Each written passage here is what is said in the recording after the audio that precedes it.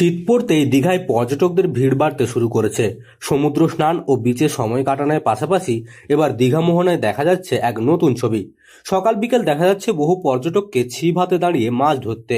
সমুদ্রের নোনা জলের হাওয়া আর ঢেউয়ের শব্দের মাঝে মাছ ধরার প্রতীক্ষায় অনেকেই ঘন্টার পর ঘন্টা মোহনাতেই কাটাচ্ছেন। স্থানীয়দের দাবি, শীতকালে দীঘা সফরে আসা পর্যটকদের জন্য মাছ ধরা এখন আর শখ নয়, এক ধরনের বিশেষ রোমাঞ্চে পরিণত হয়েছে। আমি এখানে প্রায় এর অনেক আগে এসেছিলাম। এটা মোহনা, দীঘার মোহনা। এখানটায় ওই ফিশিং অনেকেই করে, অনেক বড় বড় ভেটকি মাছ ধরে বা অন্যান্য মাছ ধরে। তো আমি জাস্ট মাছ ফিশিংয়ের জন্যই এসেছিলাম, কিন্তু এটা আমাদের নেশা, পেশা নয় আর কি। মাঝে মধ্যে একটু সময় কাটানোর জন্য চলে আসি। তো আমি ফিশিং করছিলাম, এই যে ফিশিং রড, এটা আমি এখন বর্তমান সমুদ্রে ফেলছি, কিন্তু এটা মোহনা, মানে দিক থেকে আপনার একটা নদী, যেটা মিলিত স্থান এই জায়গাটা, এখানে বড় বড় মাছ হয় শুনেছি, বাট এই ফার্স্ট এটা একটা আলাদা অনুভূতি। এখানে মাছ লাগুক অথবা না লাগুক, করুক অথবা না করুক, এর একটা আলাদা ফিলিংস আছে, যেটা মানে সবাই বুঝতে পারবে না।